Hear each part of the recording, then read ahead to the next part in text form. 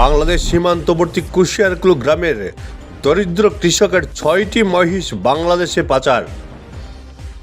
পশ্চিম কাটিগড়ার বাংলাদেশ সীমান্তবর্তী কুশিয়ারকুল গ্রামের দরিদ্র কৃষক অমরেশ দাসের 6টি মহিষ একদিনে ধান ক্ষেত থেকে চুরি করে বাংলাদেশে পাচার করার অভিযোগ। এই ঘটনায় দুজনকে আটক করেছে পুলিশ।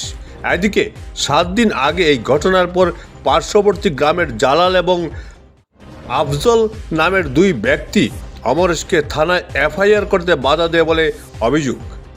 তারা মহিষগুলো খুঁজে দেবে নয়তো মহিষের টাকা দেবে বলে ভুয়ো প্রতিশ্রুতি দিয়েছিল, কিন্তু 7 দিন পর তারা জানায় এ ব্যাপারে তারা কিছুই করতে পারবে না।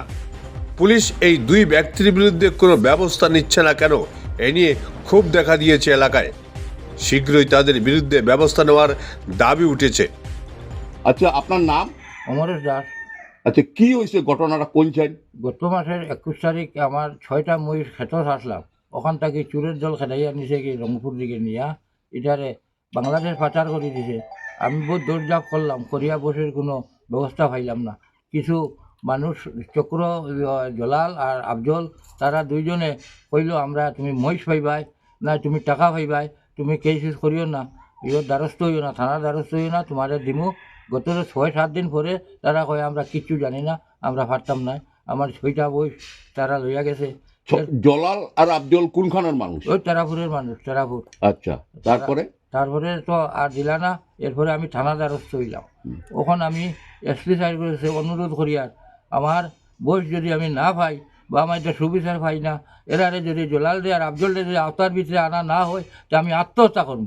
আমার মহিষ যদি আমি না পাই, আমার চলার কোনো ক্ষমতা নাই, আমার কিচ্ছু নাই, আমার কি এক পোয়া জমিনও নাই, খেতে গেছে কোনো কিচ্ছু নাই। আমি এখন আত্মহত্যা করতে আমি বাধ্য। আর 6 জন চুরের মাঝে 2 জন ধরা হয়েছে, 4 জন বাকি হয়েছে। এরারে ধরা হয় না কেন?